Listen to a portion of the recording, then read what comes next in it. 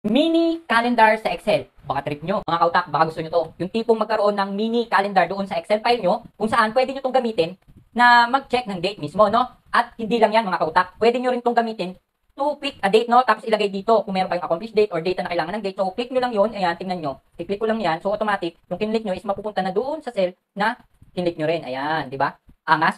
Turo ko sa inyo. Eto, mga kautak. Una yung gagawin is punta kayo kay developer tab. Ayan. So, kung hindi pa naka-activate sa inyo, madali lang naman. So, right click kayo kahit sa ang tab. Ayan. Then, click nyo yung customize the ribbon. Ayan. Then, dito, dun sa right side, dapat naka-check yung developer, no? And then, click nyo na yung OK. So, after that, lalabas na sa ribbon nyo yung developer tab. So, pwede na tayong punta kay developer tab. Then, click nyo yung add-ins. Ayan. And then, click nyo yung store. Ayan. So, even store to mga kautaka, libre lang to. So, click nyo or search nyo yung mini calendar. Ayan. Then, search natin. Then, after that, lalabas ito. So, itong kunin nyo para pwedeng date picker. So, click nyo lang yung add. And then, click nyo yung continue. And then, ayan. So, maglo-load na itong calendar or lalagay na dun sa Excel nyo. Ayan. So, ito mga kautak, mahirap siya i-drag. So, para malagay nyo sa gusto nyo, so, ganito lang gawin nyo. So, drag nyo yung pataas, drag nyo rin ito pataas. Then, drag nyo doon hanggang sa dulo. Then, drag nyo ganyan. So, para maging mas maayos siya tingnan or malagay nyo siya sa gusto nyo. So, after nyan, goods na yan agad. So, pwede nyo nang gamitin yan for date picking. Ayan. And to use as talagang calendar nyo. At ang maganda pa dito mga kautak, kung ayaw nyo mabago yung view, no? For example, August lang yung gusto nyo view, click nyo lang dito, tapos click nyo as show as image. So, hindi yan mababago. Ayan. Kung gusto nyo ibalik doon, so, click nyo lang din ulit yon and then uncheck nyo yung show as image. Ayan.